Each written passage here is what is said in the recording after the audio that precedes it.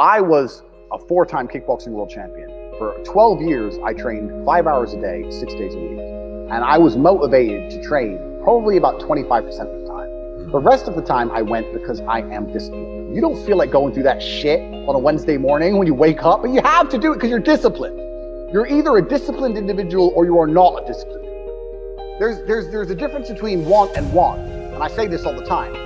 People say to me, I want to be rich. And I say, okay, well, I want to be able to ice skate. But I don't want to be able to ice skate enough to go learn how to ice skate because I can't be bothered. I mean, surely if I could click my fingers and be a figure skater, I'd click my fingers. Who wouldn't? But I don't want to actually go train because I don't want it enough.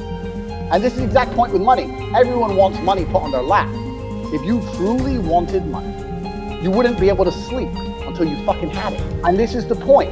Because when I had nothing, I couldn't be distracted. You couldn't distract me from what I wanted. That's who I am. If I want something, I'm going to get it. I do not need to be motivated. I'm a disciplined person. If I allocate X amount of time to work, I'm going to do it. But that is the bottom line answer. It's discipline. You're going to have to work when you don't feel like working. That's how it's going to have to be, or you're never going to be in it. One of the only things in this world you can control is your state of mind. You can't control the weather. You can't control other people. You can't even control your health. You might get a brain hemorrhage. You might get hit by a bus. One of the very few things in the world you have genuine control over is your state of mind. You decide if you're a disciplined person. You decide if you're a happy person. You decide if you're a depressed person. These are things that in real time you can affect in your brain. This is all you can control on Earth. If you can't control that, then you're just a feather in the wind.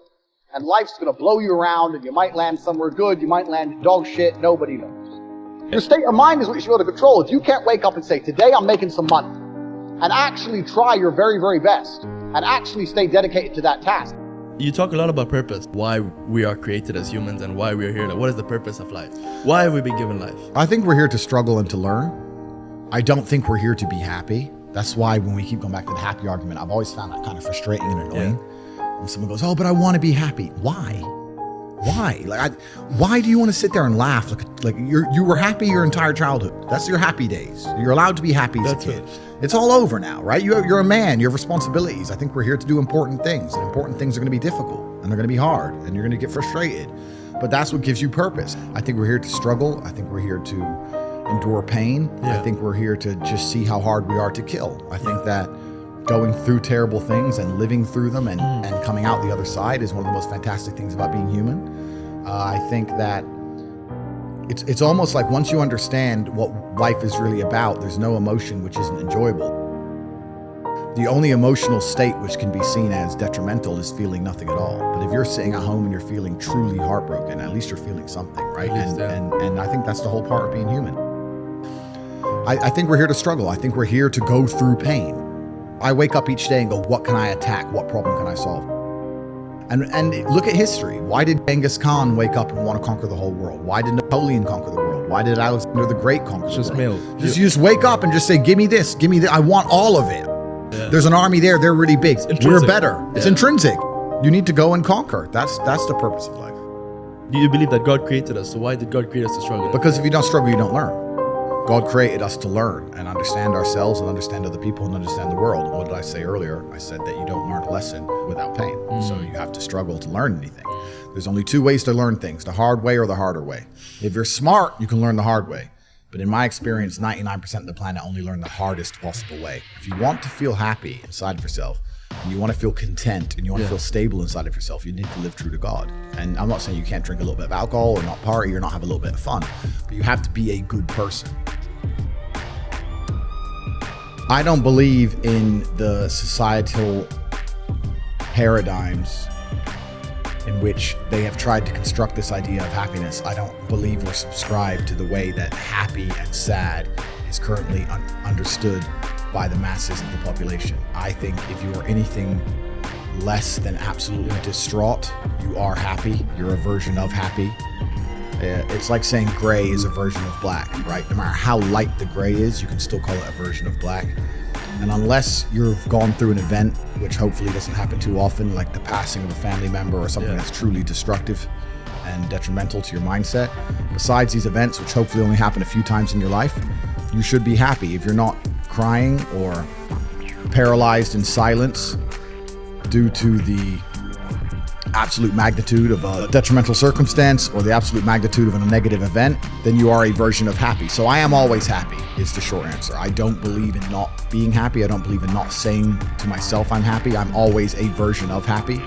And this idea of chasing happiness and always being concerned and preoccupied with how happy you are is actually the biggest mistake that a lot of people make, I think, in the world today. Why I think I fight. Do I enjoy it? No. Do I enjoy training? No. Do I enjoy cutting weight? No. Am I nervous? Yes. Do I think to myself, what am I doing? Yes. Completely. Unfortunately, it's one of those things you're either born with or you're not. The only way I can explain it, to try and make it make any sense, is that if I'm not doing something which is either extremely difficult or extremely stressful, I'm in a perpetual state of crippling boredom. I can't explain it. I see other people live their lives like, oh, I can't wait for the weekend because I want to watch this movie. I think, who cares about a movie? You're looking forward to the weekend for a movie? Looking forward to the weekend to get drunk? Like, these things to me are so mundane. They mean nothing. And if I don't fight, if I'm not in a situation where I'm stressed or worried or concerned, I'm just perpetually bored. And boredom's crippling. If you're an intelligent person and you've got a good brain on your shoulders, you can't just sit there bored. So most smart people take the academic route to avoid boredom. They learn, but that's never really interested me either. Although I've always been an intelligent guy and I've always done well academically, it never really interested me. And then I see people climb Mount Everest or jump off buildings or do base jumping, or the guy who jumped from space. People think, what's he doing? He's crazy. I understand. Because some people can't live normal lives. Some people cannot just function 9 to 5 office job, get drunk on the weekends. That is not for some individuals, and it's not for me.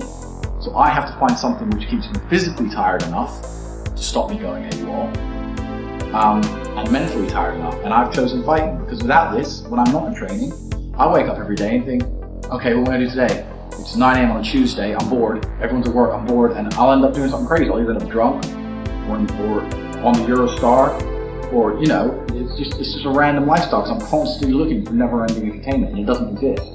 I think the only thing that could stop me fighting is if I had enough money to constantly entertain myself. Unless I'm a billionaire, I need something that keeps me focused and keeps me occupied in life. With fighting, I have to train twice a day, and I have to train hard, and the stress it brings in every aspect can replace fun, and my mind is occupied. It occupies me. It's the only way I can try and explain it. It occupies me, and I could never stop doing this even if I lost 100 fights, because I'm not built to live a normal existence. I can't do it. I couldn't just have a kid with some girl and sit at home and work a little bit and relax.